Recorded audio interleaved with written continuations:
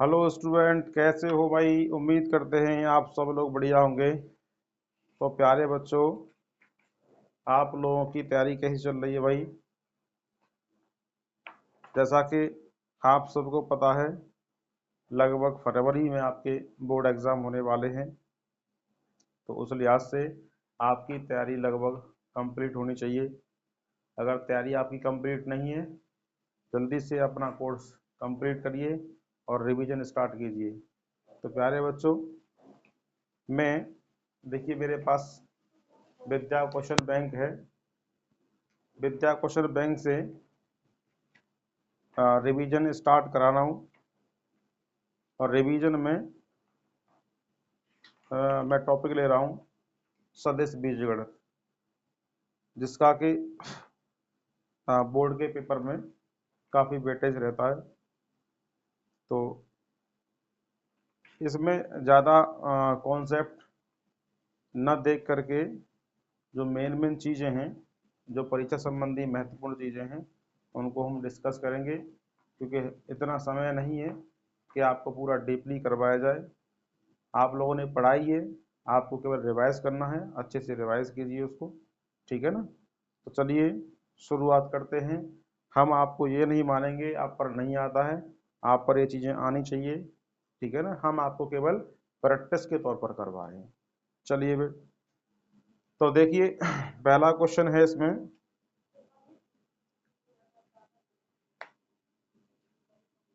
हम पढ़ा रहे हैं आपको वेक्टर अलजेब्रा।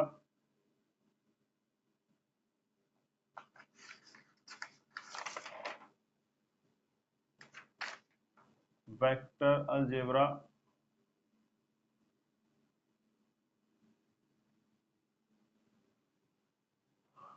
Question number 1। वैसे आपको बताना चाहूँ संक्षेप में वेक्टर होता क्या है। तो प्यारे बच्चों, वे भौतिक राशियां जिन्हें व्यक्त करने के लिए परिमाण यानी मैग्नीट्यूड के साथ साथ दिशा की भी आवश्यकता होती है, वे भौतिक राशियां कहलाती हैं सदिश राशियां, ठीक है। तो परिमाण का मतलब किसी फिजिकल क्वांटिटी भौतिक राशि की न्यूमेरिकल वैल्यू होती है, अंकों में मान होता है, वो उसका परिमाण कहलाता है। डायरेक्शन भी जरूरी है। अगर परिमाण और दिशा दोनों हैं तो वो राशि कहलाएगी आपकी सदिश राशि, ठीक है। अच्छा, अदिश राशियां कौन सी होती हैं? वे भौतिक राशियां जिन्हें व्यक्त करने के लिए परिमाण के साथ साथ दिशा की कोई आवश्यकता नहीं होती है, केवल परिमाण ही के द्वारा वे राशियां व्यक्त की जाती हैं, वे राशियां कहलाती हैं अदिश राशियां, ठीक है। तो सदिश राशियों को हम वेक्टर यानी एरो लगा करके रिप्रेजेंट करते हैं। मान लीजिए ये ए वेक्टर है, तो जो एरो की लंबाई है वो उसका परिमाण दिखाएगी, मैग्नीट्यूड दिखाएगी, ठीक है।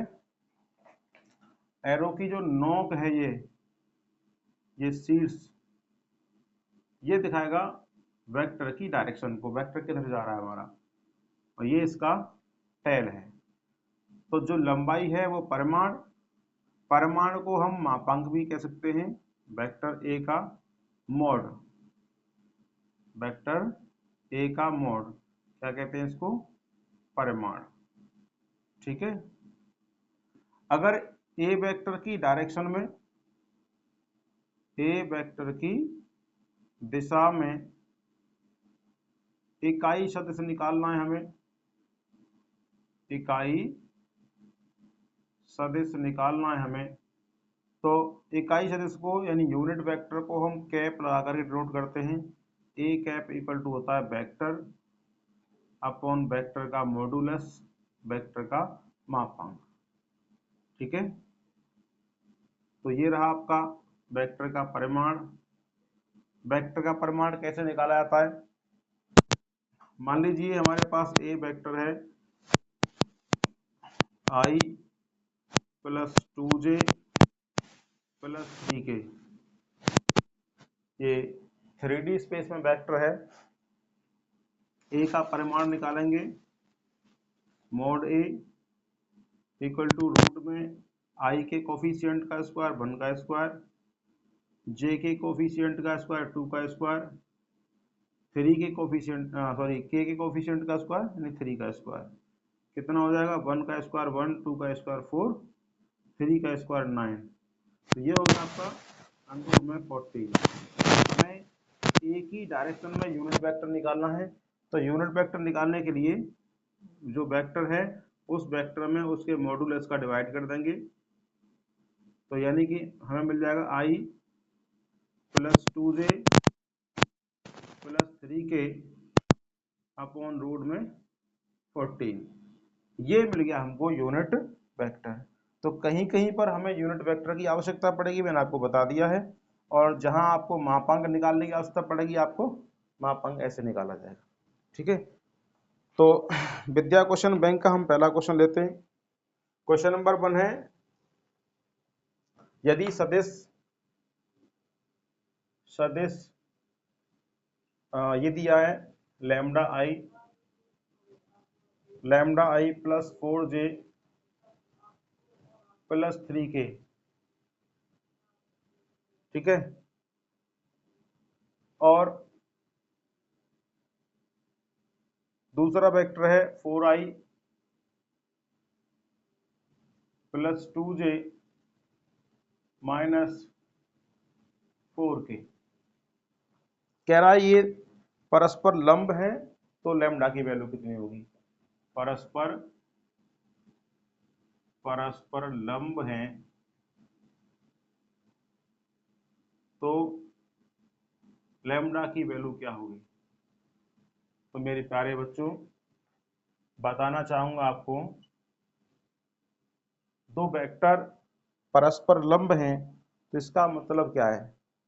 अगर दो वेक्टर परस्पर लंबवत हैं तो इसका मतलब है उन दोनों सदिशों का अदिश गुणन शून्य होगा।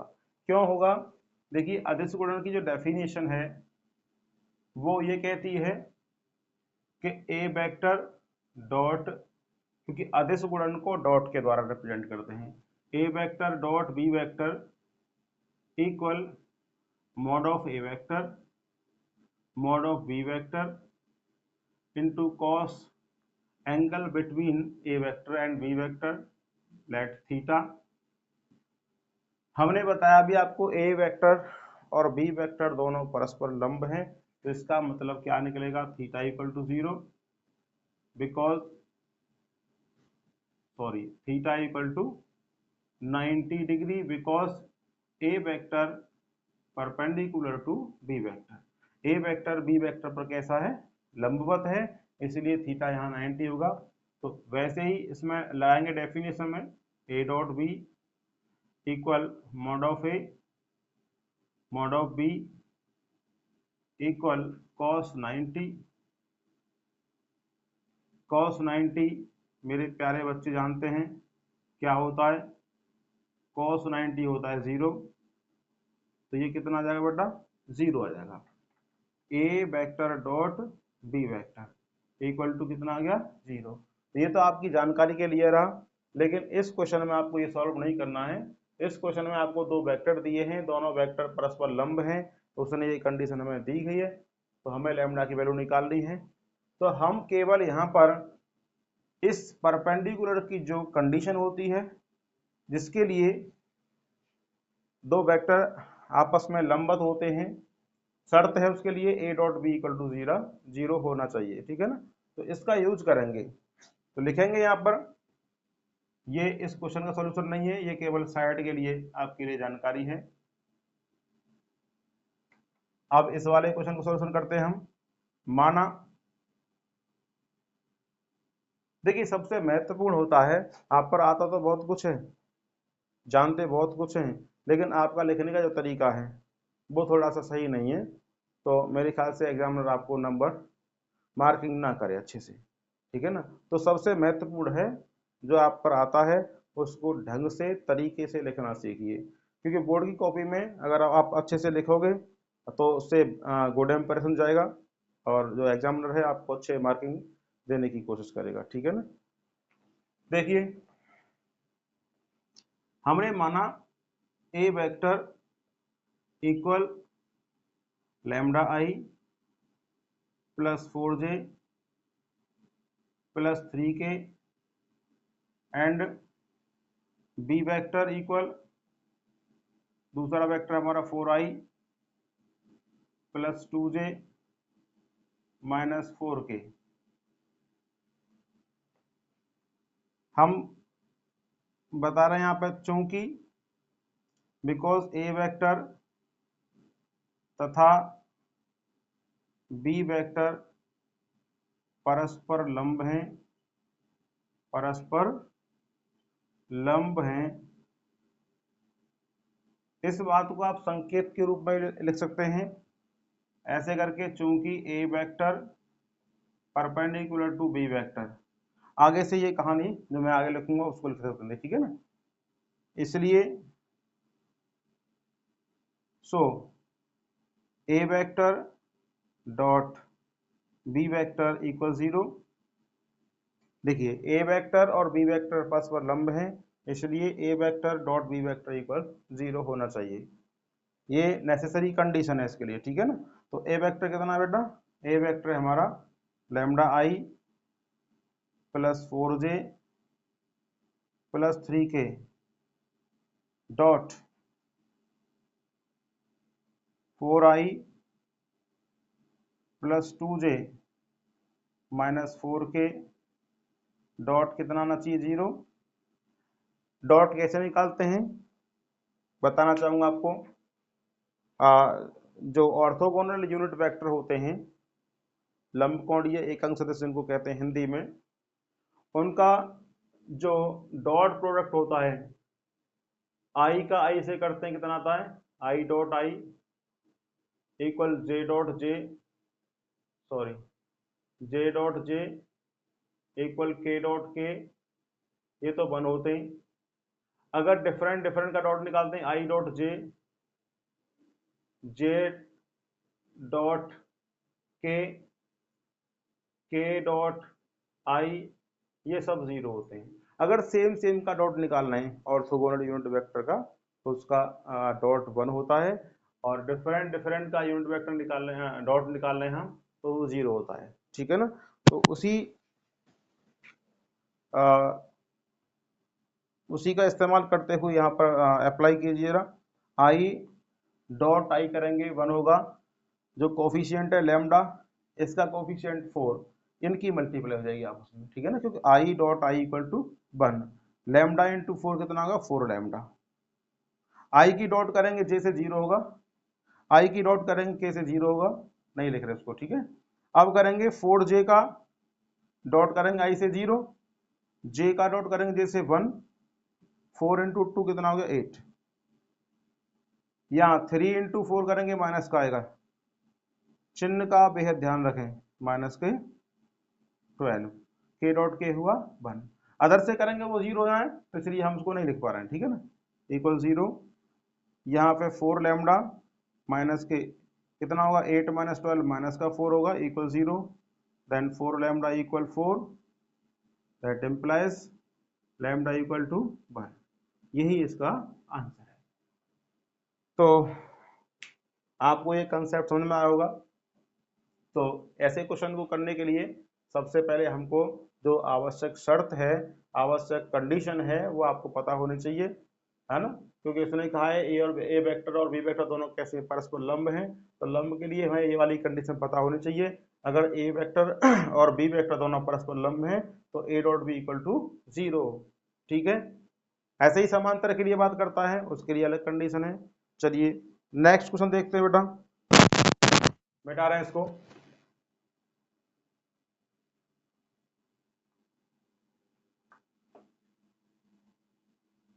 अगर आपको कैसी भी कोई प्रॉब्लम आती है तो कमेंट करके अपने डाउट हमें पूछ सकते हैं, जितनी भी हमारी कोशिश होगी आपके डाउट्स को क्लियर किया जाएगा, ठीक है। तो देखिए बेटा अगला क्वेश्चन क्या है, बहुत अच्छे क्वेश्चन है इसमें भी, ऐसा ही एक मास्टरमाइंड आता है उसमें भी बहुत अच्छे क्वेश्चन हैं। तो आप जितनी अधिक से अधिक हो सके प्रैक्टिस कीजिए, आई होप आप 95 प्लस स्कोरिंग कर पाएंगे। चलिए दूसरा क्वेश्चन क्या है बेटा, क्वेश्चन नंबर 2 है त्रिभुज ABC, मैं डायग्राम बना रहा हूं उसका, त्रिभुज ABC इस तरीके से ट्रायंगल है ये, ठीक है ना, let A B and C, direction of vector AB इस टाइप से है और डायरेक्शन ऑफ AC इस तरीके से है। देखिए वेक्टर में डायरेक्शन का बहुत ही महत्व है, आपने डायरेक्शन थोड़ी सी चेंज कर दी वहीं पर आपका क्वेश्चन गलत हो जाएगा। और BC की डायरेक्शन भी इसी तरीके से बेटा ऐसे करके, ठीक है ना।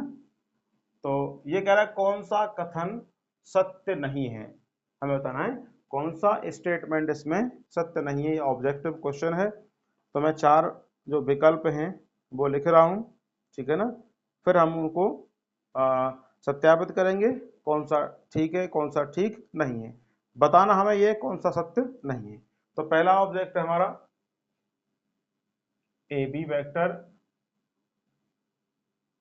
विद एक्सप्लेनेशन, मैं आपको बताऊंगा क्यों सत्य है क्यों सत्य नहीं है, यही आपको सीखना है। AB vector plus BC vector plus CA vector equal 0 vector.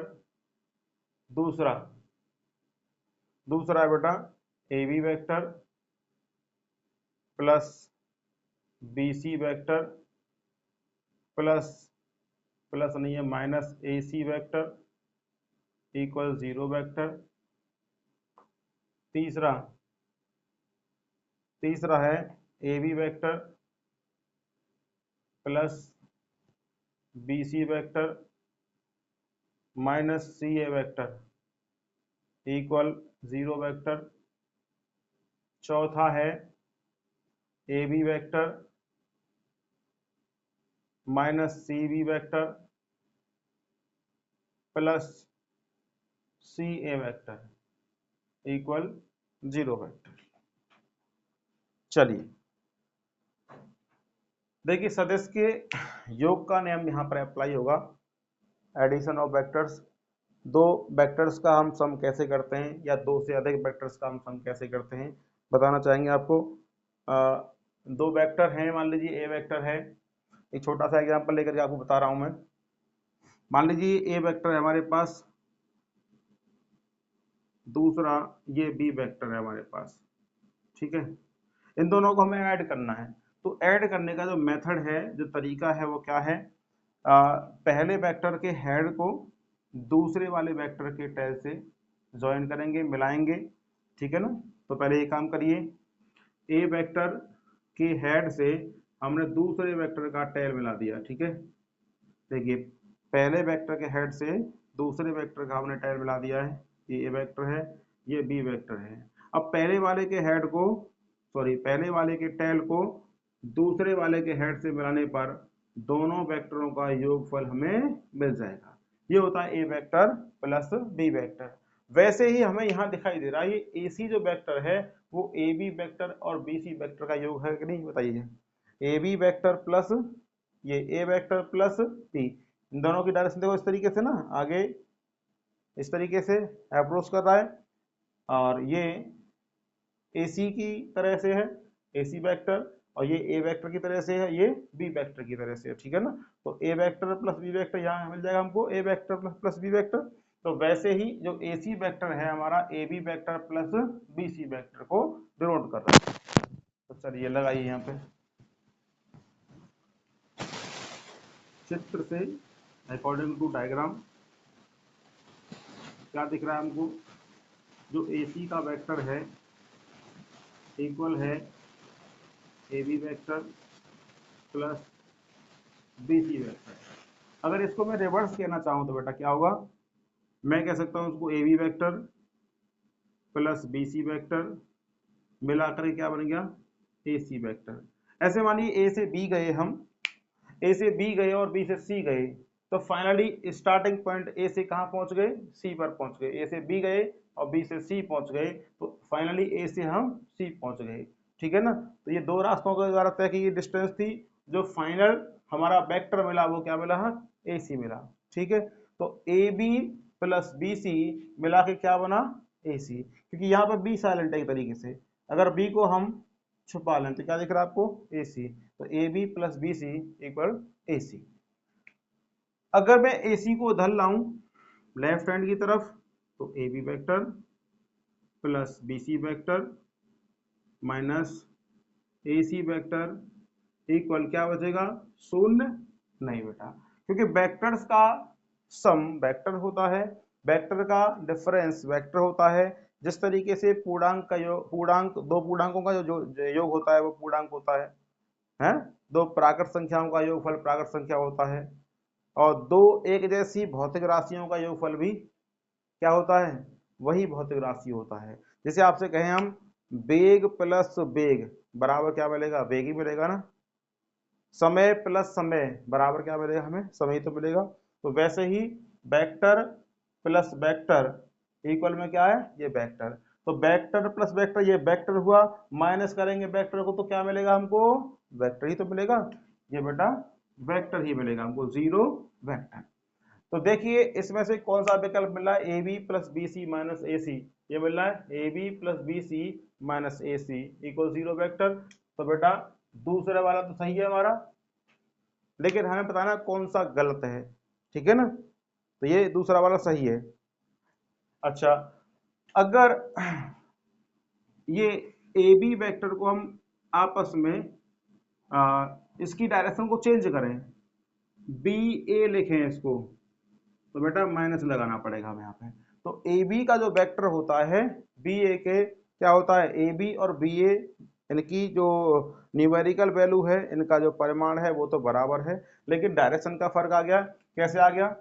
A B तो था इस तरीके से ए से बी की तरफ, और बी ए क्या हो गया? बी से ए की तरफ। डायरेक्शन का तो फर्क हुआ है, लंबाई दोनों की बराबर है। तो डायरेक्शन का फर्क है, डायरेक्शन हम के लिए हम क्या क्या लगा देंगे यहाँ पे? माइनस लगा देंगे, ठीक है। तो अब ये माइनस का जो ए सी है उसी तरीके से क्या कह देंगे हमको? A B vector plus B C vector minus A C का प्लस सी ए कह देंगे इसको इक्वल जीरो वैक्टर। बताइए कौन सा मिल गया? A B plus B C plus C A B plus B C plus C A, पहला मिल गया, दो ठीक हो गए, ठीक है। अच्छा, अब तीसरा वाला देखते हैं। A B plus B C तो मिल ही रहा हमको, माइनस का सी ए, हमारे पास तो प्लस का सी ए है। भाई साहब देखो ध्यान से देखना, A B plus B C plus C A है हमारे पास, लेकिन यहाँ माइनस का सी ए है। भाई साहब यही गलत है, यही गलत है, क्योंकि यहाँ प्लस का सी ए होना चाहिए। बोलो, प्लस का सी ए होना चाहिए, यहाँ पर है माइनस का सी ए, इसलिए यही गलत है। यहाँ पर चेक करते हैं बेटा, ए बी है हमारे पास, देखो अच्छा बी सी का उल्टा कर दिया बेटा, माइनस का सी भी हो जाएगा, सही बात है। प्लस का सी ए लिखा हुआ है, सही है, कोई दिक्कत नहीं है, इक्वल टू जीरो वेक्टर, इसका मतलब ये भी ठीक है। तो हमारा कौन सा गलत हुआ बेटा?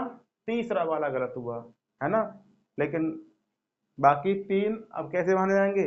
उसने पूछा कौन सा सही नहीं है, तो तीसरा वाला सही नहीं है, ठीक है ना। चलिए अगला क्वेश्चन देखते हैं बेटा।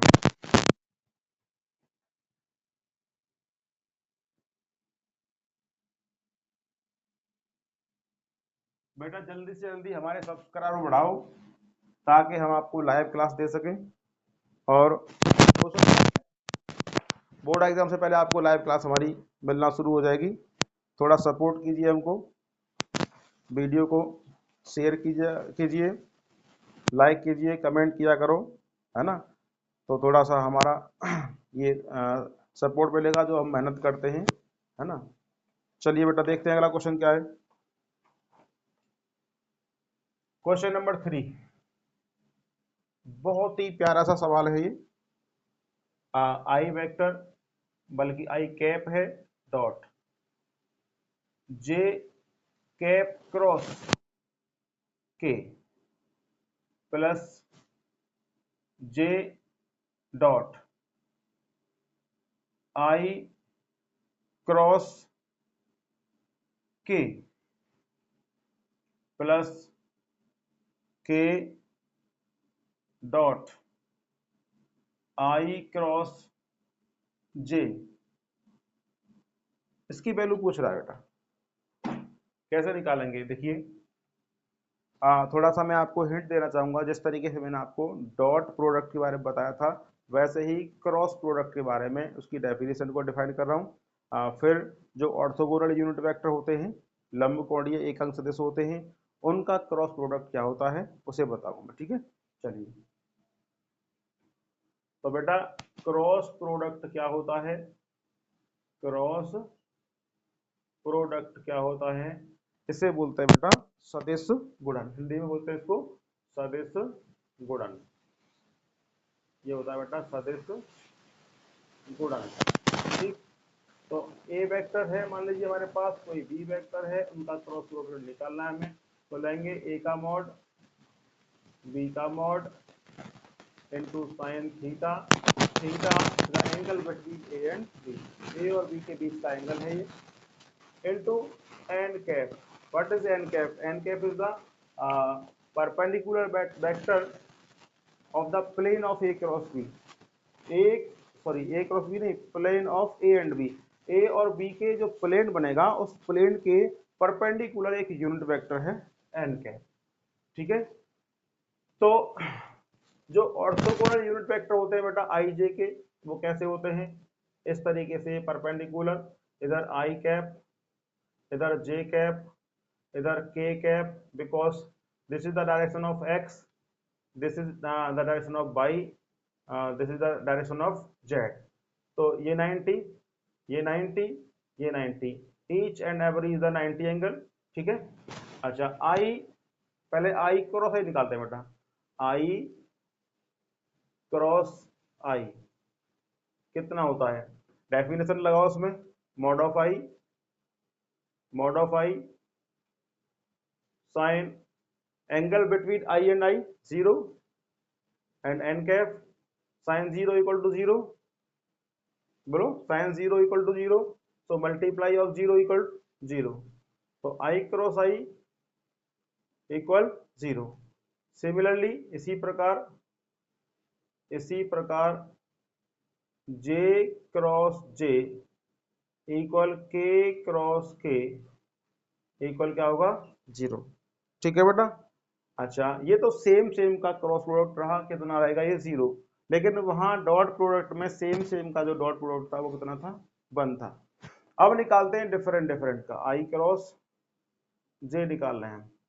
लगाओ बेटा definition, mod of I mod of जे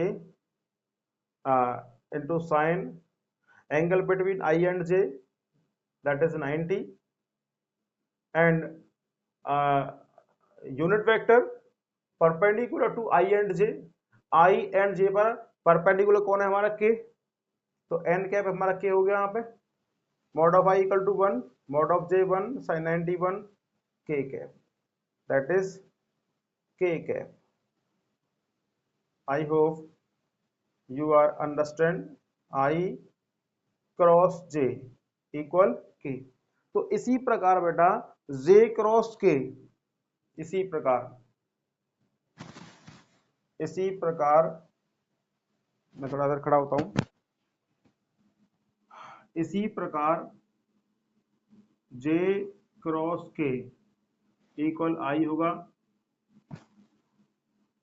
के क्रॉस आई इक्वल जे होगा। इसकी मैं आपको शॉर्ट ट्रिक बताऊंगा जिसके सहारे आप इन सबको याद कर सकते हो छुट्टियों में। ठीक है ना, कैसे है? पहले इस क्वेश्चन को देखिए बेटा, आई डॉट बताओ जे क्रॉस के कितना है बेटा? जे क्रॉस के इक्वल आई, यहां पर आ गया आई, यानी इस वाले ब्रैकेट की जो वैल्यू है वो आई है, plus J vector J cap dot I cross के कितना बेटा? देखो के क्रॉस आई है जे, तो इसका उल्टा कर दें, आई क्रॉस के, डायरेक्शन बदल रही है तो माइनस लगाना पड़ेगा, डायरेक्शन चेंज हो रही है, हमारे पास के क्रॉस आई था, हमने आई क्रॉस के कर दिया तो माइनस का फर्क आएगा, माइनस का जे होगा बेटा। ये कितना होगा? माइनस का जे प्लस के, बताइए कितना होगा? आई क्रॉस जे, कहाँ है आई क्रॉस जे? इक्वल के, इक्वल के। चलिए आगे करते हैं, आई डॉट आई, ये माइनस निकाले बाहर तो जे डॉट जे प्लस के डॉट के का क्या बताया था मैंने आपको, सेम सेम का डॉट प्रोडक्ट होता है 1, same same orthogonal unit vector का डॉट प्रोडक्ट होता है 1, तो that is 1 minus 1 plus 1, 1 to 1 cancel, that is 1। I hope आपको ये वीडियो पसंद आई होगी। तो भाई हम तो आपसे यही कहेंगे, हमारी वीडियो को अधिक से अधिक शेयर कीजिए, लाइक कीजिए, थोड़ा सा सपोर्ट कीजिए, ठीक है ना। हम कोशिश करेंगे आपको अच्छे से अच्छा कंटेंट आपको मिले, ठीक है ना, आपको परीक्षा में हेल्प मिले। और जो भी आपकी कोई समस्या है कृपया हमारे पास कमेंट में लिख करके भेजिए ताकि हम आपकी समस्या को सॉल्व कर सकें। Thank you so much.